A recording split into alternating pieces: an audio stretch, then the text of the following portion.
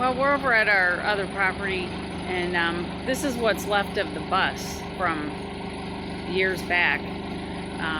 We took the body off, and he recently just used the back of the frame for another project on a truck, and he's getting the rest of it to take to our shop because he needs it for a project.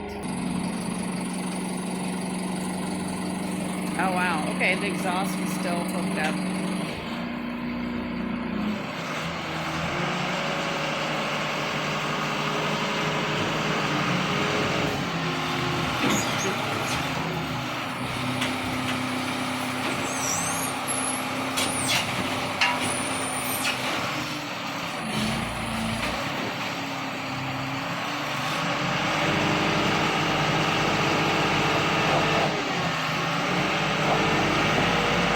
Spinning a little bit in the gravel.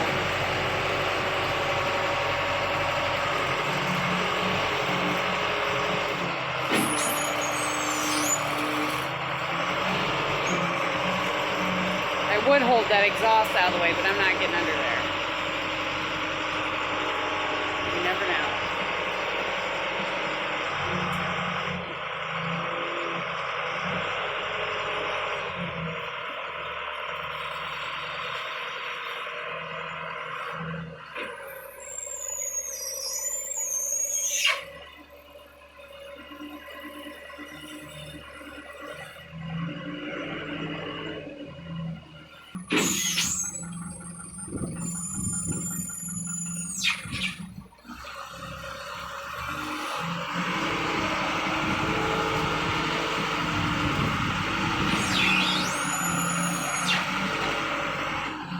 Careful.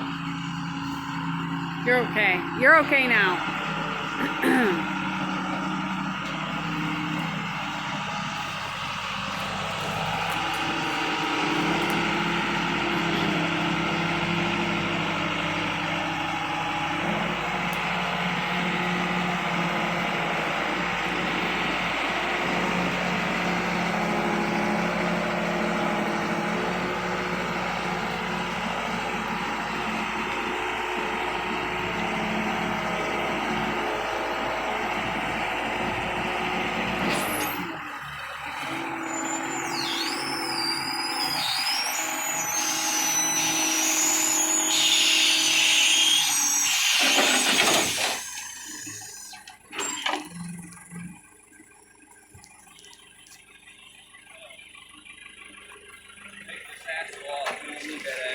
Okay.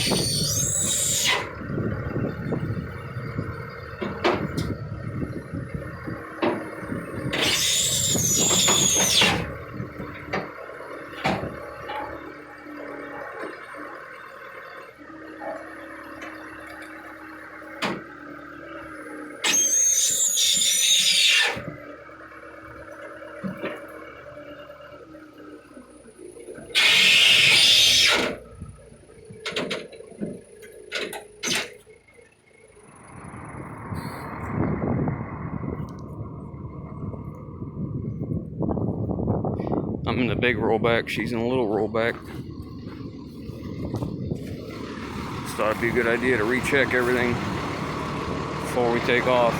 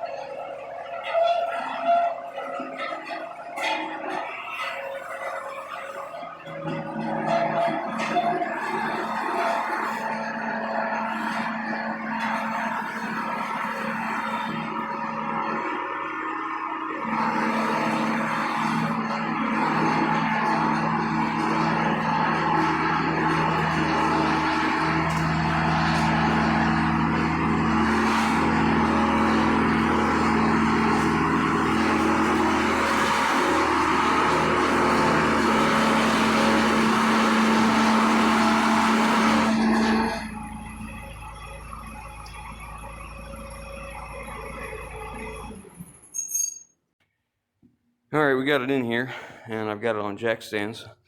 2 in the front, 2 in the back. Safety police, don't get excited.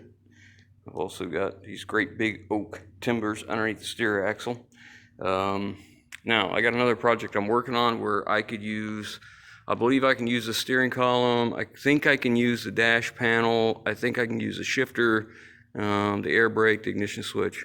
So I need to see if all that works. And if you remember right, this is the old bus that we took the body off of. We lifted off and drove out from underneath it. There's an old video for that. I don't recommend that, by the way. It's not safe. It's very dangerous, so don't ever do that. But it's been a few years ago, so this engine has not started since we parked it. When I abandoned the idea of using this frame. I was going to use this frame for my 1965 International, and once we got the bus off, it just wasn't the caliber frame that I wanted to start with. It wasn't the condition I wanted. So what we're going to do is we're going to see if we can get this thing to start. Now, I don't have any coolant. We've drained all the coolant out of it, and I've cut a lot of the air lines for the air tanks. So if indeed it will start, it is going to make a big old air leaking mess, but that's okay.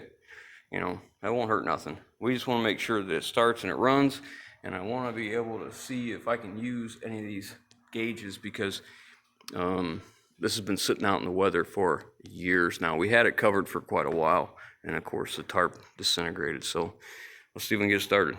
This is the ECM wiring. This is the grounds and the powers, and then the powers come back to a bunch of fuses here. And they go up to the ECM on the side of the block, and the ECM has to get power from the ignition switch to turn it on to excite it. So, there's where we're at now. My battery's good, but I have nothing. It won't give me anything.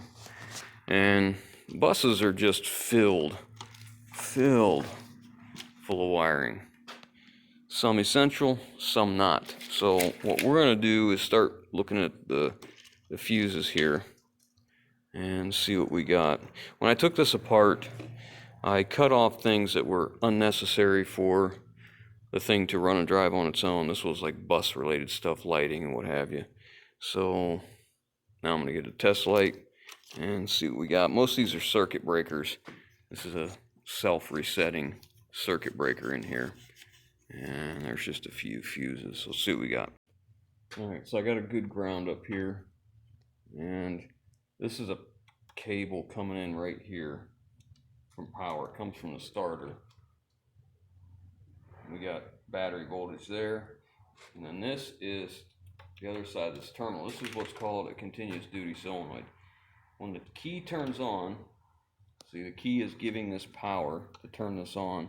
It has a ground on the back side because it's completely isolated. So we have power.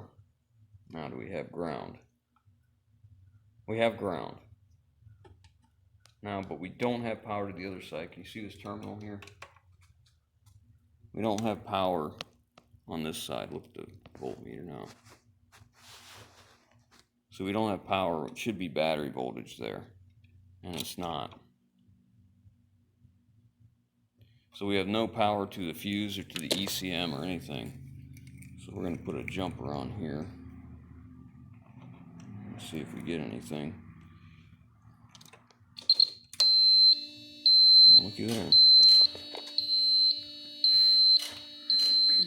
Well, obviously we got power.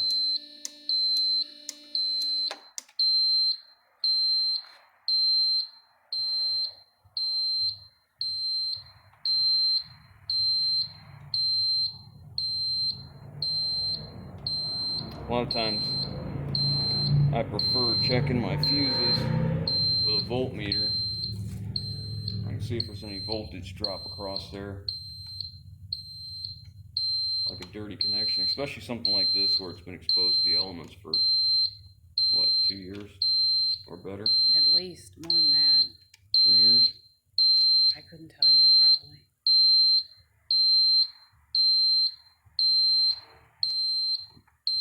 One more.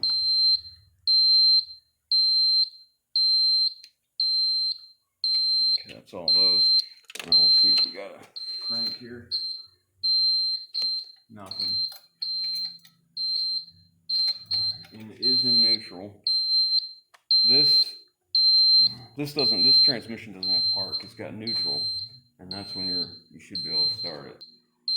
But now that we know we have power to here, we have power to our ignition switch. I'll go to the starter and see if we're actually getting power to the starter to crank it over. I want to make sure there's oil in this.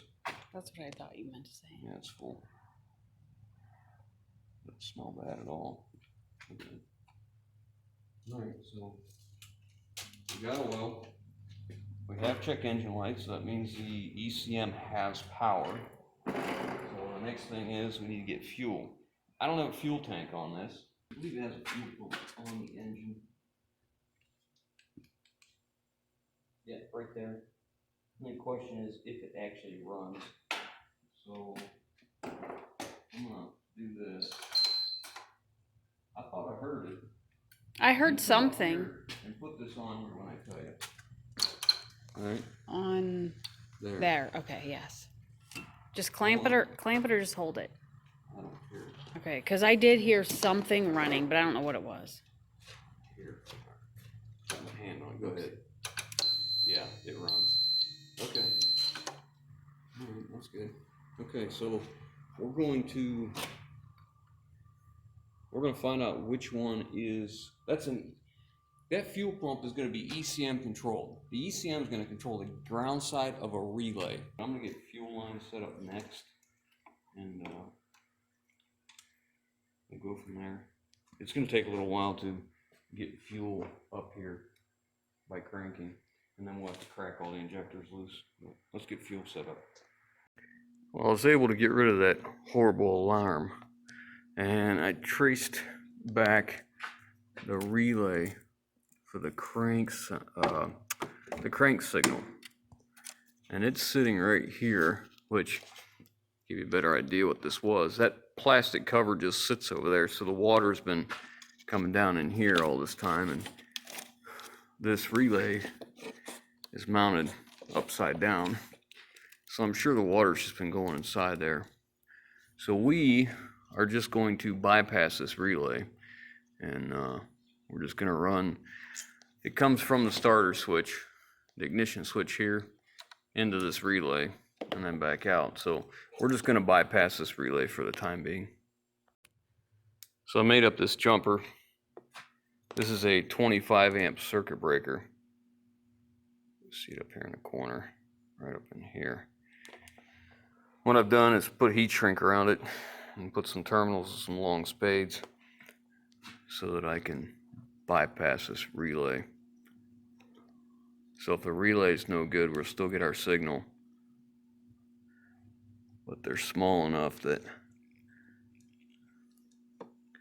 they'll go into these connectors here, these female spades, these female slide-on, stake-on connectors. All right, so now we've effectively bypassed this relay. Now we'll see if that makes any difference on the ignition.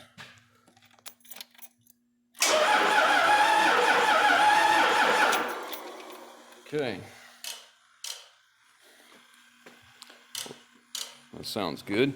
So we're obviously cranking too slow. So the next thing we're going to do is get us another battery. So we'll redo that, put us a second battery in, and go from there. But it looks like we are making headway here. It's the worst thing about stuff sitting out in the rain, especially when you have this much water and electrical components. Anyways, let's get another battery on it. Now that I got my batteries hooked up, we're going to go to the air cleaner and make sure there's no mouse nester in there, because it's up underneath the front end a little bit. So let's do that now. Alright, so we're all free and clear. No mouse nest in there. So we're not restricted. Stuck my hand up in here. Make sure nothing's restricted anywhere.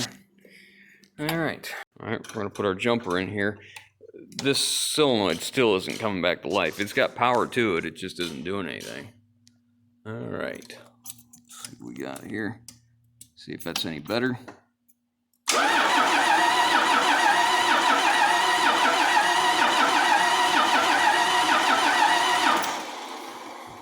Well, it's better. It's not great, but it's better. I've got my fuel line set up in a diesel can here. All right, so a lot of times what you can do is just barely bump it over, and you hear the fuel pump running. It'll run for so many seconds and shut off.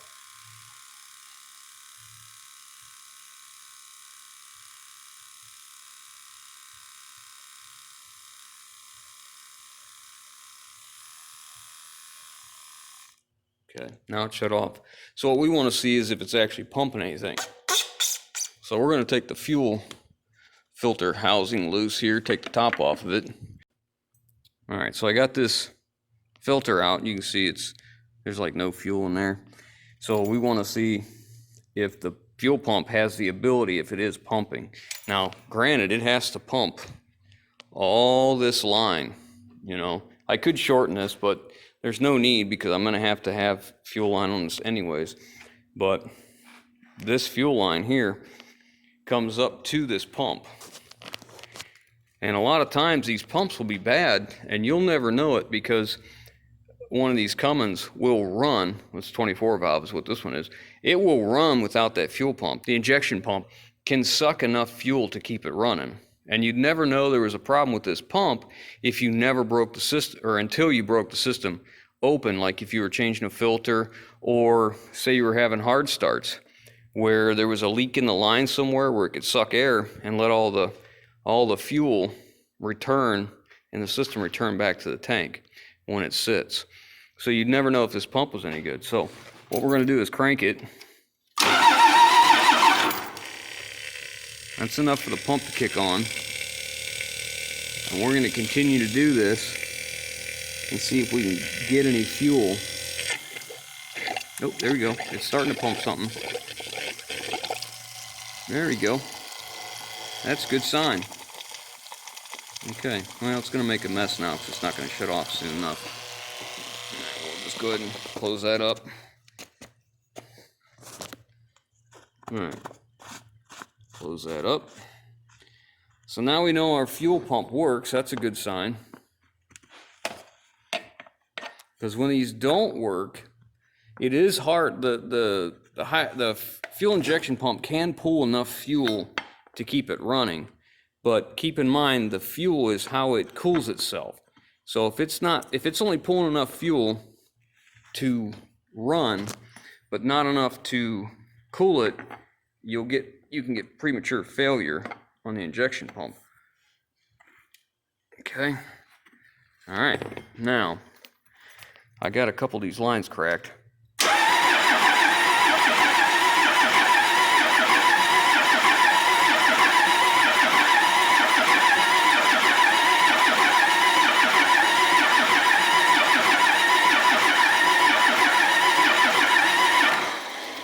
And I'll get a little bit of fuel right in here. Get a little bit of air right there. So I got the back 3 cracked, because usually if you crack 3 of these, at least half of them open, that's enough to get it started. And I don't want to crank the starter forever, so I'm just going to do a little bit, let it go, and then crank it again. Let the starter cool down.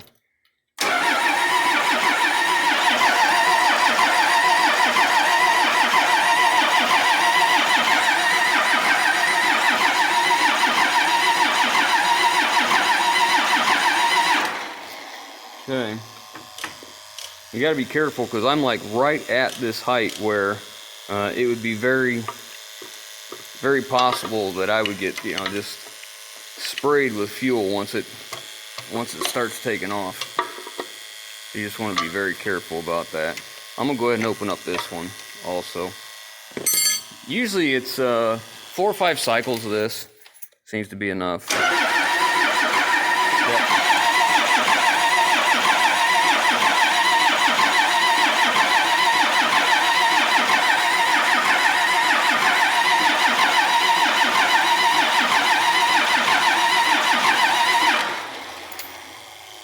Starting to get fuel here too. I don't know if you can see that. Starting to get a little fuel. Matter of fact, I'm going to get something to stand on so I'm not writing diesel fuel spray, right where I'm in the road. A lot of times if you have a weak injection pump and you go to change a filter or whatever and that pump hasn't been working, this is when the weak injection pump will show up, because it won't start on its own.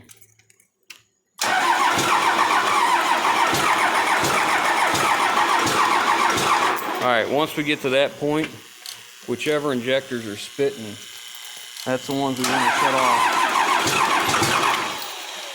Alright, so we're getting ready to take off.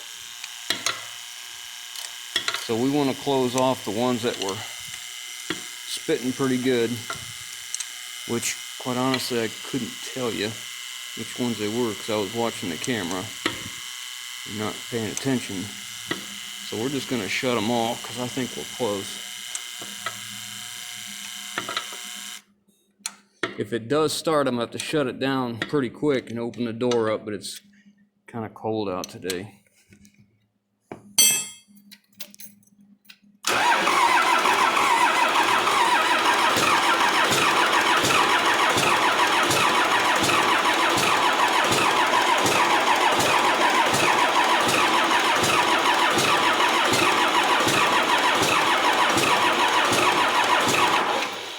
Well, that seems like we got one.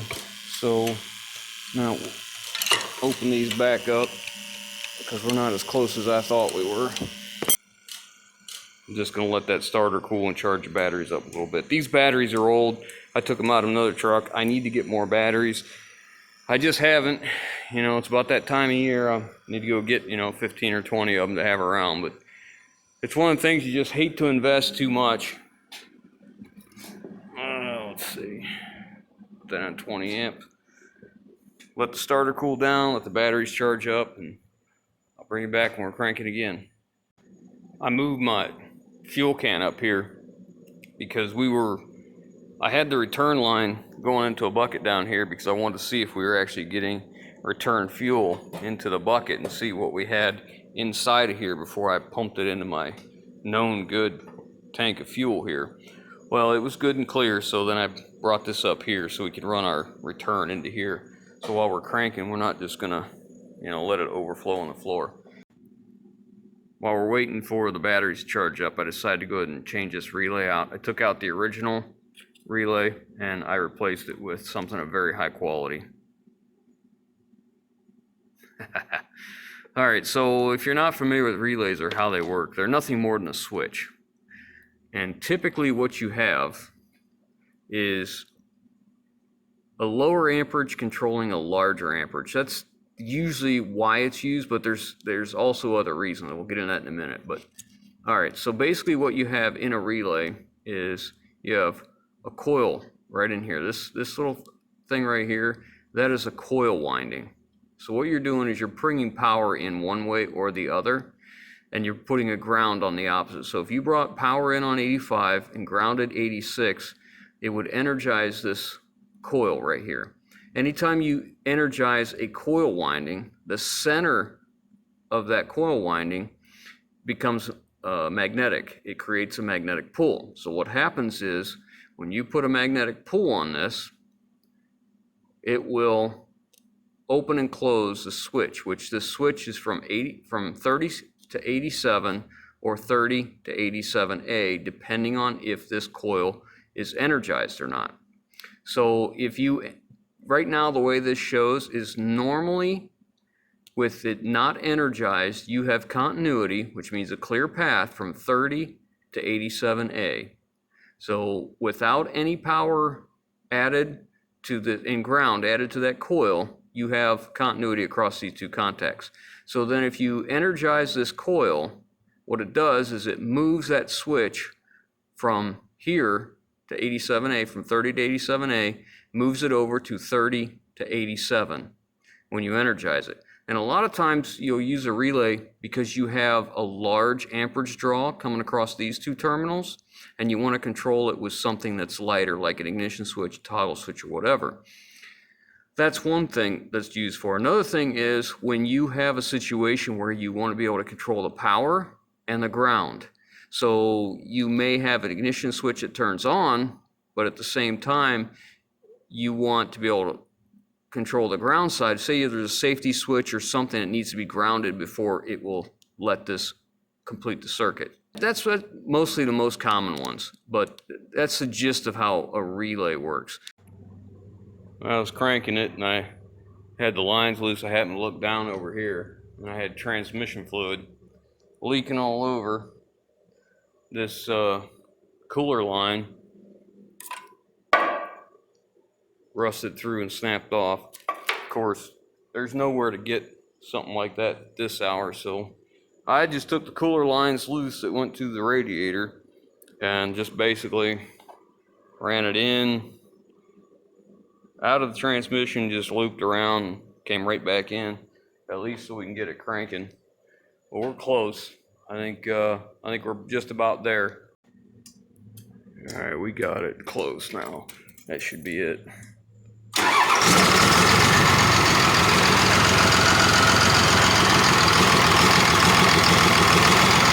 still got one, got air in it still. The way this should work,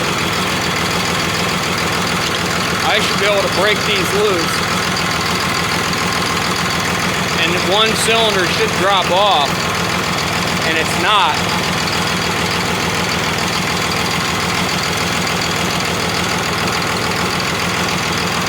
it should run worse.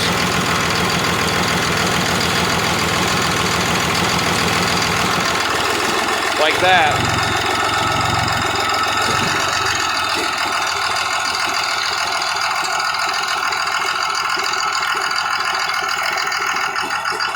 Like that.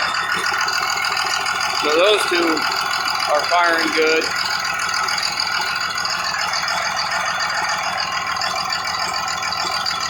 This one's making no difference at all. Let's cool down again. Alright, it's running pretty decent, but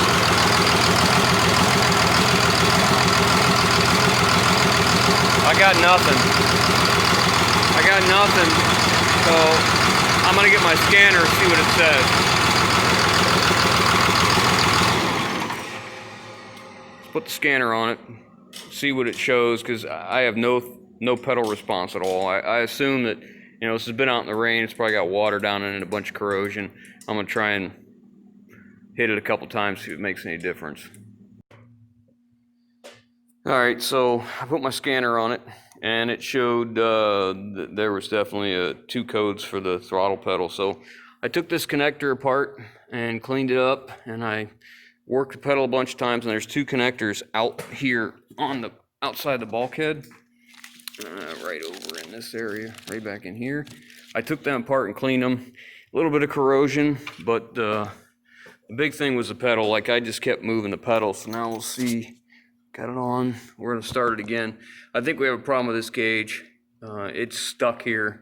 It won't move. I mean, this thing's been cooling down. I went and had something to eat and came back, and it's still staying right here. So there may be something wrong with that gauge we need to look into. But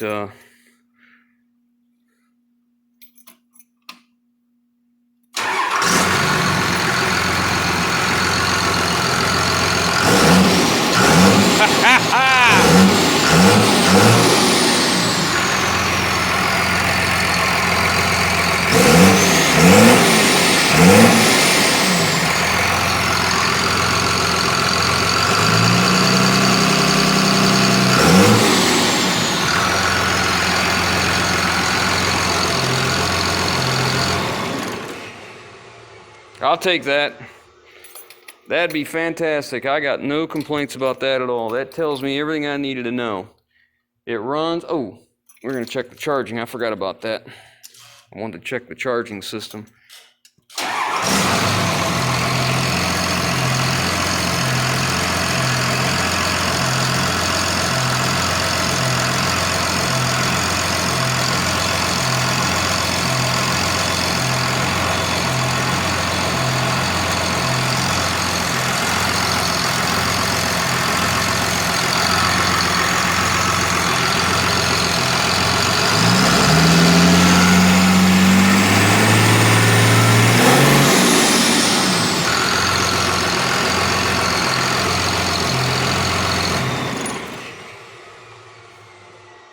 Man, I'm happy with that.